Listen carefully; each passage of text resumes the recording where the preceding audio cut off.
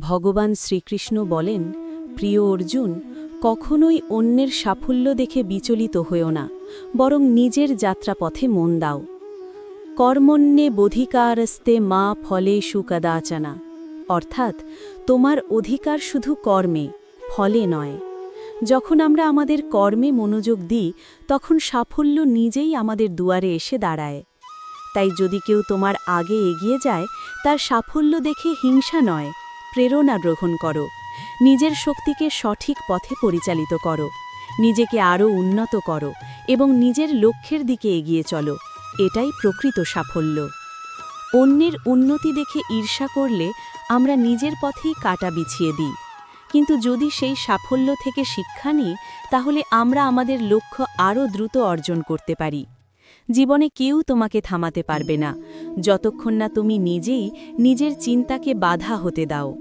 শ্রীকৃষ্ণ আরও বলেন, উদ্ধারেত আত্মানাং নাথমানাং অবসাদয়েত, অর্থাৎ মানুষকে নিজের মনকে নিজেকেই উন্নত করতে হবে, নিজেকে কখনো নিচে নামাতে নয়। যদি কেউ তোমার চেয়ে এগিয়ে যায়, তার মানে এই নয় যে তুমি পিছিয়ে পড়েছ।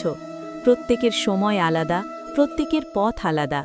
যারা সত্যিকারের পরিশ্রমে এগিয়ে যায়, তারা কাউকে নিচে নামিয়ে নয়, নিজের প্রচেষ্টায় সাফল্য অর্জন করে। আরও বলা হয়েছে, যোগস্তু কর্মসু কৌশলম, নিজের কাজকে দক্ষতার সাথে সম্পন্ন করাই প্রকৃত যোগ। জীবনে প্রতিযোগিতা করো নিজের পুরনো সত্তার সঙ্গে, অন্য কারো সঙ্গে নয়। গতকাল তুমি যেমন ছিলে, আজ তার চেয়ে ভালো হওয়ার চেষ্টা করো।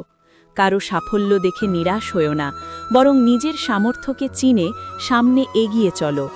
সাফল্য কেবল পরিশ্রম ও সঠিক চিন্তার ফল।